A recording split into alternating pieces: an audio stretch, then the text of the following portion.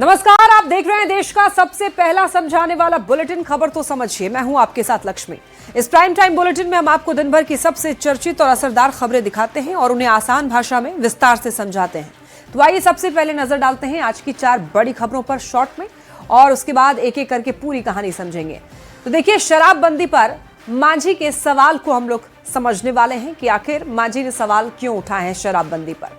इसके बाद फिर बात होगी एसआईआर के मुद्दे पर। एसआईआर पर संसद में सियासत क्यों हो रही है, इसको भी हम लोग आगे डिटेल में समझने वाले हैं। और उसके बाद बात करेंगे एचआईवी वायरस की। सीतामढ़ी में क्यों बढ़े एचआईवी पॉजिटिव मरीज, और इसके बाद बात होगी भारत में कितना निवेश कर रहा है माइक्रोसॉफ्ट, क्योंकि प्रधानमंत्री नरेंद्र मोदी से बातचीत हुई है। इसे आगे डिटेल में हम लोग समझेंगे।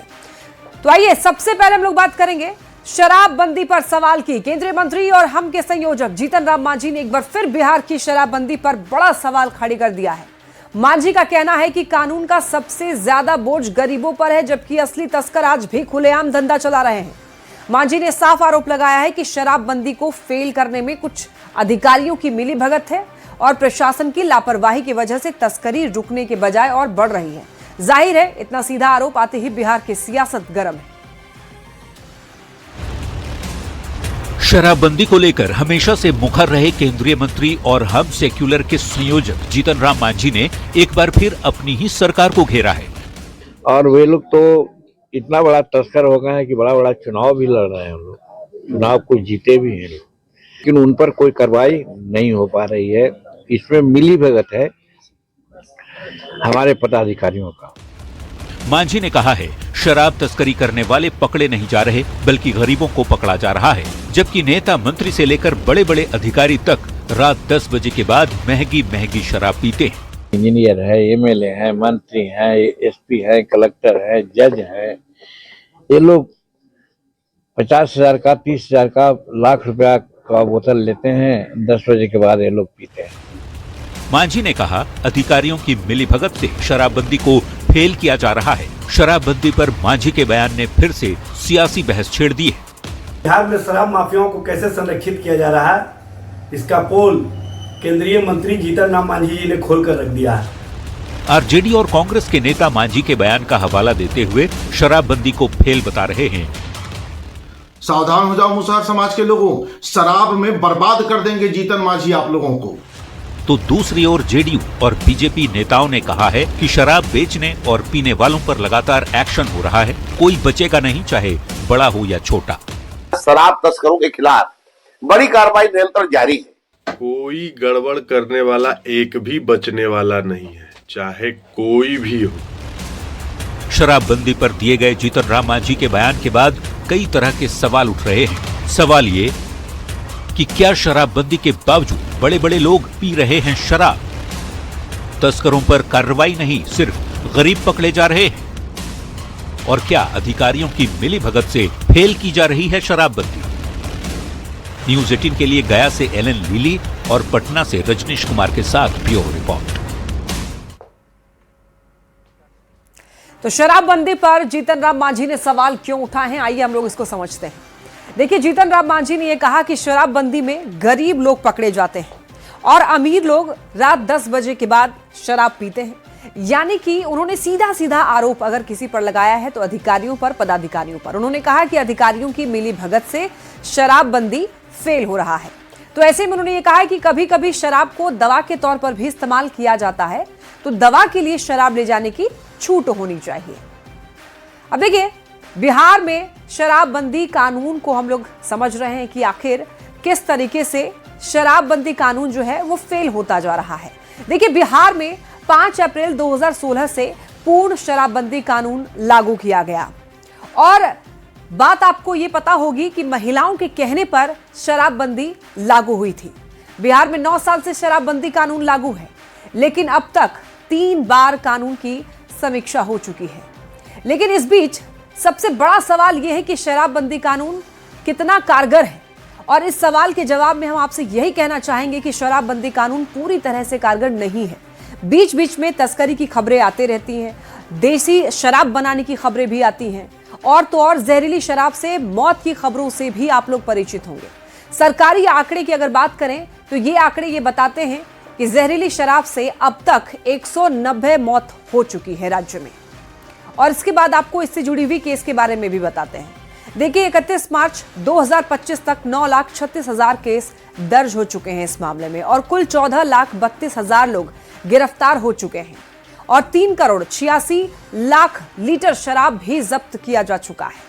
3 करोड़ 77 लाख लीटर शराब मार्च 2025 तक नष्ट किए गए हैं और शराब के परिवहन में इस्तेमाल 1,40,000 वाहन भी जब्त किए जा चुके हैं। अब बात करते हैं कि बिहार में शराब की तस्करी आखिर कहां-कहां से होती है। वो राज्य आपको बताते हैं। पंजाब, हरियाणा, राजस्थान, उत्तर प्रदेश, झारखंड, पश्चिम बंगाल और अरुणाचल प्रदेश, यहां से शराब की तस्करी होती है। अब देखिए, शराबबंदी पर आखिर मांझी ने सवाल क्यों उठाया है। देखिए, शराबबंदी के बावजूद शराब की तस्करी राज्य में बराबर हो रही है। लगातार खबरें आती हैं, हर रोज हजारों लीटर शराब पकड़ी जा रही है और कार्रवाई के बावजूद शराब की तस्करी होती है। इसी वजह से जीतन राम मांझी ने यह सवाल उठाया है और उनका यह कहना है कि गरीब लोगों पर इसका बोझ पड़ता है। गरीब लोगों पर कार्रवाई हो जाती है, लेकिन कार्रवाई से वो बच जाते हैं जो लोग अमीर हैं, नेता मंत्री हैं। अब देखिए, सवालों के जरिए ये समझिए, क्या बिहार में शराबबंदी फेल है और क्या शराबबंदी पर मांझी का सवाल सही है? क्या देसी शराब को छूट मिलनी चाहिए? क्योंकि जिस तरीके से जीतन राम मांझी ने सवाल उठाया है, उस पर सवाल उठ रहे हैं कि क्या वाकई जो जीतन राम मांझी कह रहे हैं वो सही है या नहीं। चलिए बढ़ते हैं खबरों में आगे। लोकसभा में मंगलवार को एसआईआर के मुद्दे पर गर्मा गर्म बहस हुई। राहुल गांधी ने एसआईआर को लेकर केंद्र सरकार पर निशाना साधा तो बीजेपी की ओर से सांसद निशिकांत दुबे ने करारा जवाब भी दिया। Institutions of India are captured, and I will come to the point, which is Election Commission is captured. Vote chori is an anti-national act, and those across the aisle are doing an anti-national act. आपने CPM ने और कांग्रेस ने मिलकर मुसलमान को लाया है, इसीलिए एसआईआर का विरोध कर रहे हैं, इसीलिए ईवीएम का विरोध कर रहे हैं आप।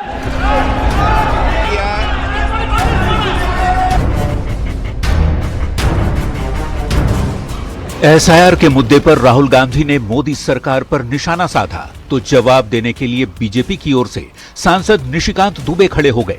निशिकांत दुबे ने राहुल गांधी के आरोपों का करारा जवाब देते हुए कहा, आपने मुसलमानों को विदेश से लाकर बसाया, इसलिए एसआईआर और ईवीएम का विरोध कर रहे हैं।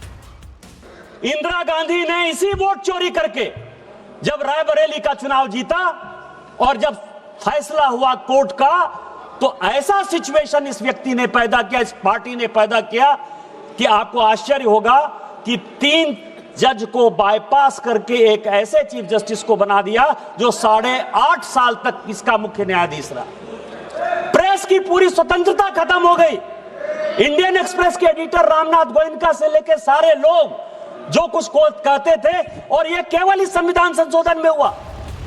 निशिकांत दुबे ने बताया कि आज जिस ईवीएम पर कांग्रेस सवाल खड़े कर रही है, उसे और कोई नहीं बल्कि कांग्रेस के ही राजीव गांधी लेकर आए थे। पहले बैलेट बूथ लूटने का हथकंडा था, अब बूथ लूटने का मौका नहीं मिल रहा तो परेशान है। ये चुनाव आयोग की बात करते हैं। इस देश का पहला चुनाव कमिश्नर सुकुमार सेन, जब वो रिटायर होते हैं तो उसको सूडान का ये राज्यपाल बना देते हैं।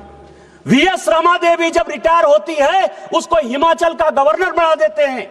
टीएन शेषन जब रिटायर होते हैं तो उसको अहमदाबाद में भारतीय जनता पार्टी के खिलाफ कैंडिडेट बना देते हैं। और एमएस गिल जब रिटायर होते हैं तो वो इस केंद्र के मंत्री 10 साल तक इसी सदन में रहते हैं। किस चुनाव आयोग की बात करते हो? जिस बिहार में इस साल पहली बार एसआईआर हुआ, उस एसआईआर पर मंगलवार को लोकसभा में बेहद गर्मागर्म बहस हुई। Bureau report, news 18।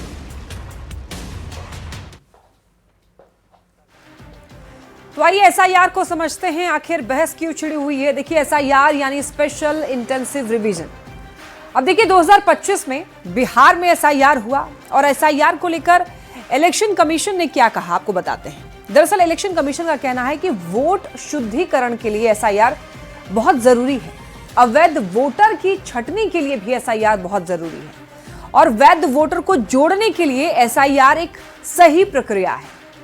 अब देखिए, देश के 12 राज्यों में एसआईआर हो रहा है और एसआईआर पर जमकर सियासत भी हो रही है।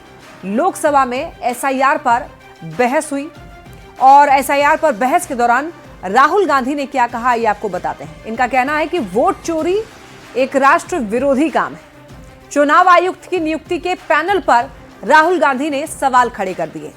अब देखिए एसआईआर पर राहुल को निशिकांत दुबे ने जवाब दिया। निशिकांत का जवाब, कांग्रेस ने पहले जमकर वोट लूट की है। निशिकांत दुबे ये कह रहे हैं और ये कह रहे हैं कि ईवीएम से वोट लूट पर रोक लगी है और इस रोक से कांग्रेस परेशान है। चुनाव आयुक्तों को बड़े बड़े पद देती रही है कांग्रेस और इनका कहना है कि आज कांग्रेस चुनाव आयुक्त पर ही सवाल खड़े कर रही है। चलिए बढ़ते हैं खबरों में आगे। आज संसद भवन में देखिए एनडीए संसदीय दल की बैठक हुई। बिहार में एनडीए की जीत पर पीएम मोदी का सम्मान किया गया। पीएम ने सांसदों से कहा कि बड़ी जीत के साथ बड़ी जिम्मेवारी भी मिली है, जन जन तक जन कल्याण योजनाओं को पहुंचाएं।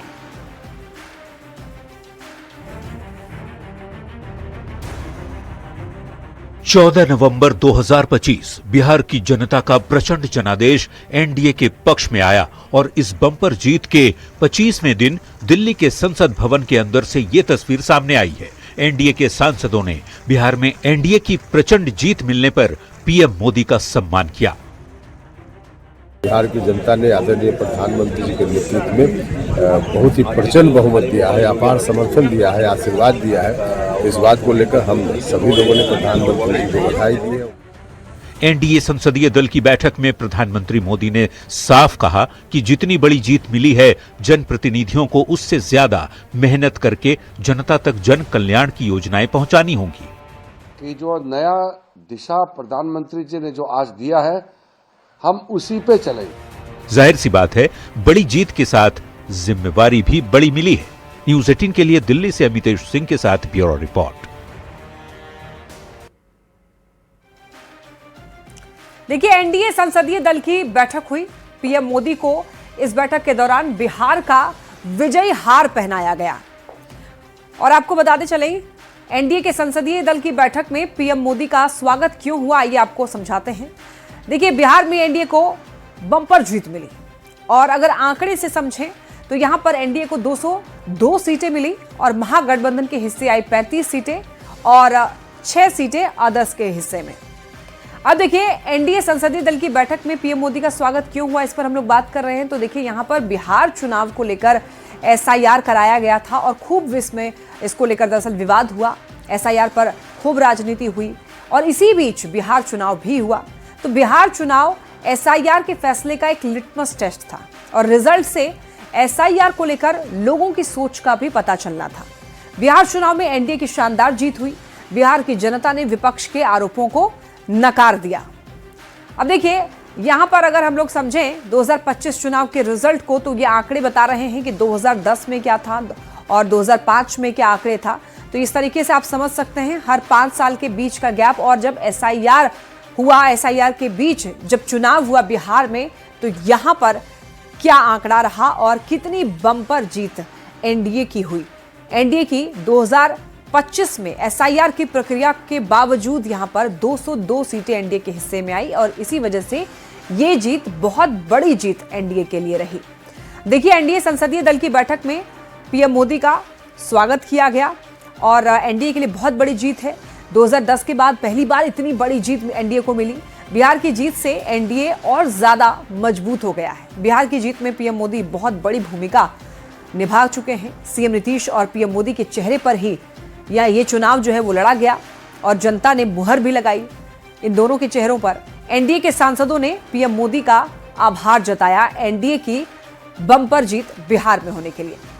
चलिए बढ़ते हैं खबरों में आगे। अब एक खबर जो है वो चिंता पैदा करने वाली है। सीतामढ़ी जिले में देखिए एचआईवी पॉजिटिव मरीज का चौंकाने वाला यहां पर आंकड़ा सामने आया है। जिले में कुल 7,400 के करीब पॉजिटिव मरीजों की संख्या पहुंच गई है। हर महीने 40 से 60 नए मरीज आ रहे हैं यहां पर एचआईवी पॉजिटिव के। अब इस आंकड़े के सामने आने के बाद स्वास्थ्य महकमे में हड़कंप मचा हुआ है। एड्स एक ऐसी बीमारी जिसका अब तक कोई परमानेंट इलाज नहीं है। एड्स एक ऐसी बीमारी जिसका नाम सुनकर ही सामान्य व्यक्ति बेचैन हो जाता है। उसी एड्स की चपेट में बिहार के सीतामढ़ी में 7,400 के करीब लोग हैं। HIV पॉजिटिव इन मरीजों में 400 से ज्यादा नाबालिग बच्चे भी हैं। और तो और सीतामढ़ी में हर महीने 40 से 60 नए HIV पॉजिटिव मरीज भी बढ़ रहे हैं। विस्फोटक इसलिए है कि हमारे यहाँ माइग्रेंट पीपल बहुत ज्यादा हैं जो दिल्ली बॉम्बे बाहर कमाते हैं। HIV पॉजिटिव मरीजों का चौंकाने वाला आंकड़ा सामने आने के बाद स्वास्थ्य महकमे में हड़कंप। सीतामढ़ी जिले का ART सेंटर HIV के मामले में हाई लोड सेंटर बन चुका है, जो बेहद चिंतनीय है। ART सेंटर से 5000 मरीजों को हर महीने दवा दी जा रही है, जबकि बाकी बचे मरीज बिहार से बाहर अपना इलाज करा रहे हैं। और हम आपके माध्यम से अपने PL-HIV पेशेंट को ये कहना चाहते हैं कि जितने हमारे पॉजिटिव पेशेंट हैं वो निगेटिव से शादी नहीं करें। एड्स को लेकर सरकार की ओर से बहुत पहले से मुहिम चलाई जा रही है। स्वास्थ्य मंत्रालय लोगों को जागरूक करने में लगा है। बावजूद इसके बिहार के सीतामढ़ी में HIV पॉजिटिव मरीजों की संख्या 7400 के करीब पहुंच जाना बेहद चिंता वाली बात है। न्यूज़ 18 के लिए सीतामढ़ी से राकेश कुमार के साथ ब्यूरो रिपोर्ट। अब आइए इस खबर को पूरी तरीके से समझते हैं। एड्स यानी acquired immune deficiency syndrome, AIDS किस वायरस से होता है, यह सवाल है और इसके जवाब में आपको बता दें HIV वायरस यानी कि ह्यूमन इम्यूनो डिफिशियंसी वायरस। वैसे आपको बता दें कि एड्स का मतलब HIV नहीं होता है। HIV से होने वाली बीमारी का अंतिम चरण है एड्स। अब समझिए कि एड्स क्या है। देखिए, दरअसल HIV संक्रमण का सबसे गंभीर चरण शरीर की रोग प्रतिरोधक क्षमता इसमें बहुत ज्यादा कमजोर हो जाती है अगर किसी को एड्स हो जाए तो, और सामान्य संक्रमणों से भी लड़ने में काफी ज्यादा मुश्किल होती है उस व्यक्ति को जिसको एड्स हो जाता है। और एड्स जो है वो शरीर की प्रतिरक्षा प्रणाली को काफी ज्यादा कमजोर कर देती है, यानी कि आपका जो इम्यून सिस्टम होगा काफी ज्यादा वीक हो जाएगा और रोग से लड़ने की क्षमता जो है काफी ज्यादा कमजोर हो जाती है, यानी कि छोटी छोटी बीमारी भी अब जल्दी ठीक नहीं हो पाएगी आपके शरीर में। अब देखिए कैसे होता है एड्स। अगर इसकी बात करें तो आपको बता दें कि असुरक्षित यौन संबंध इसका कहा जाता है कि ये मुख्य कारण है। हालांकि खून के लेन देन से भी इसका संक्रमण फैलता है और बताया जाता है कि ऐसा डॉक्टर्स कहते हैं कि इंजेक्शन से भी संक्रमित होता है और मां से बच्चे में संक्रमण फैल सकता है। देखिए एड्स के लक्षण क्या है उसके बारे में अगर बात करें तो आपको बताते चलें कि लगातार थकान होगी, कमजोरी रहेगी, तेज बुखार होगा और रात को पसीना भी आएगा। अचानक से वजन कम होने लगेगा जिस व्यक्ति को एड्स होगा, और इसके अलावा गर्दन, कमर में सूजन रहेगी और त्वचा पर चकत्ते या फिर घाव हो सकते हैं। लगातार दस्त की शिकायतें आ सकती हैं और लंबे समय तक खांसी भी रह सकती है। और अब आप बात करें उपाय की तो देखिए HIV पॉजिटिव से बचाव के उपाय क्या हैं। असुरक्षित यौन संबंध से आपको बचना है। सुई, सिरिंज किसी से भी शेयर नहीं करें या फिर इस्तेमाल हुआ सिरिंज या सुई इस्तेमाल आपको नहीं करना है। और टैटू के लिए भी स्टरलाइज्ड उपकरण का इस्तेमाल करना चाहिए। खून चढ़ाने से पहले HIV जांच जरूर करानी चाहिए कि जो ब्लड आप ले रहे हैं अपने शरीर में वो कहीं HIV पॉजिटिव तो नहीं। और दाढ़ी बनाने वाले रेजर को भी आप किसी से शेयर ना करें या फिर शेविंग ब्लेड जो होती है वो भी आप किसी से शेयर करने से बचें। अब देखिए, समय पर एंटी रेट्रोवायरल थेरेपी से HIV को एड्स में बदलने से रोका जा सकता है। ये एक प्रक्रिया है, लेकिन गंभीर एड्स के लिए फिलहाल अभी तक तो कोई इलाज नहीं है, लेकिन शुरुआती दौर में इसे बचाया जा सकता है। समय पर ART से व्यक्ति लंबा और स्वस्थ जीवन जी सकता है। तो ये कुछ उपाय हैं जो कि अगर व्यक्ति करे तो वो एड्स से बच पाएगा। चलिए बढ़ते ही खबरों में आगे। और माइक्रोसॉफ्ट भारत में देखिए एशिया का अब तक का सबसे बड़ा इन्वेस्टमेंट करने जा रहा है। जी हां, 1.5 लाख करोड़ रुपए से अधिक का निवेश माइक्रोसॉफ्ट इंडिया में करेगा। इसका ऐलान कंपनी के CEO सत्या नडेला ने दिल्ली में प्रधानमंत्री नरेंद्र मोदी से मुलाकात करने के बाद की। माइक्रोसॉफ्ट के प्रमुख सत्या नडेला ने घोषणा की है कि वो भारत में AI के विकास के लिए आवश्यक बुनियादी ढांचे के लिए 17.5 बिलियन अमेरिकी डॉलर का निवेश करने जा रहे हैं, जो एशिया में उनकी कंपनी का अब तक का सबसे बड़ा निवेश होगा। इससे भारत के AI फर्स्ट में मदद मिलेगी। वहीं सत्या नडेला से मुलाकात को लेकर PM मोदी ने सोशल मीडिया एक्स पर भी पोस्ट किया और प्रधानमंत्री ने लिखा है कि जब बात AI की आती है तो दुनिया भारत को लेकर आशावादी है। सत्या नडेला के साथ बहुत ही उपयोगी चर्चा हुई। ये देखकर खुशी हुई कि भारत वो स्थान बन रहा है जहां माइक्रोसॉफ्ट एशिया में अपना अब तक का सबसे बड़ा निवेश करेगा। भारत के युवा इस अवसर का लाभ उठाकर इनोवेशन करेंगे और एक बेहतर दुनिया के लिए एआई के पावर का लाभ उठाएंगे। वहीं इंटेल कॉरपोरेशन के सीईओ लीप बू टैन ने भी पीएम मोदी से मुलाकात की। आइए इसे डिटेल में समझते हैं। देखिए, भारत में माइक्रोसॉफ्ट के सबसे बड़े निवेश को हम लोग आइए समझ रहे हैं। इंडियन एआई के भविष्य को लेकर माइक्रोसॉफ्ट का यह बड़ा दाव है। आर्टिफिशियल इंटेलिजेंस के लिए भारत में 1.5 लाख करोड़ से ज्यादा का निवेश होने वाला है। एशिया में माइक्रोसॉफ्ट का अब तक का सबसे बड़ा इन्वेस्टमेंट होगा। भारत को एआई फर्स्ट फ्यूचर बनाने के लिए माइक्रोसॉफ्ट की यह बड़ी पहल है। निवेश देश में एआई इंफ्रास्ट्रक्चर, स्किल डेवलपमेंट और डिजिटल क्षमता बढ़ाने पर केंद्रित होगा। भारत को वैश्विक एआई इकोसिस्टम में सबसे आगे रखने का लक्ष्य है। एआई मॉडल ट्रेनिंग और डिप्लॉयमेंट और रिसर्च को लेकर भारत दुनिया के कई देशों को सपोर्ट कर सकेगा और ये निवेश भारत की डिजिटल इकोनॉमी को कई गुना तेजी से आगे बढ़ाएगा। निवेश का दूसरा बड़ा हिस्सा एआई स्किल डेवलपमेंट प्रोग्राम्स पर खर्च होंगे, जिसमें लाखों युवाओं को एआई, क्लाउड और साइबर सिक्योरिटी में ट्रेंड करना इसका लक्ष्य है। सरकार, विश्वविद्यालयों और उद्योग जगत के साथ मिलकर के माइक्रोसॉफ्ट नया मॉड्यूल तैयार करेगा। इससे भारत तेजी से ग्लोबल एआई टैलेंट हब बन सकेगा। अब देखिए, दिग्गज जो है वो टेक कंपनियों को भारत पर भरोसा। इंटेल कॉरपोरेशन के सीईओ लीप बू टैन ने भी पीएम मोदी से मुलाकात की। कंप्यूटर, लैपटॉप के लिए प्रोसेसर बनाने वाली दुनिया की सबसे बड़ी कंपनी है इंटेल। और देखिए, इंटेल भारत को सेमीकंडक्टर मिशन में सपोर्ट करने के लिए तैयार है। कॉग्निजेंट के सीईओ रवि कुमार एस ने भी पीएम मोदी से मुलाकात की है। और आपको बता दें कि भारत में एआई स्किल डेवलपमेंट को तेज यहां पर गति देने का वादा किया है। तो दुनिया की दिग्गज टेक कंपनियां भारत में निवेश करेगी और इस सपोर्ट को तैयार है। देश में नई आर्टिफिशियल इंटेलिजेंस को लेकर के बेहतरीन माहौल बनेगा। वैश्विक टेक क्षमता में देखिए भारत के दम को आइए समझते हैं। अरबों डॉलर के निवेश से भारत के टेक सेक्टर को मजबूती मिलेगी। अमेरिका, चीन जैसे देश एआई नेतृत्व के लिए प्रतिस्पर्धा कर रहे हैं। दिग्गज टेक कंपनियों के सहयोग से भारत प्रतिस्पर्धा में अव्वल होगा। भारत की डिजिटल नीतियां, युवा टैलेंट इसे एआई सुपर पावर बना सकता है।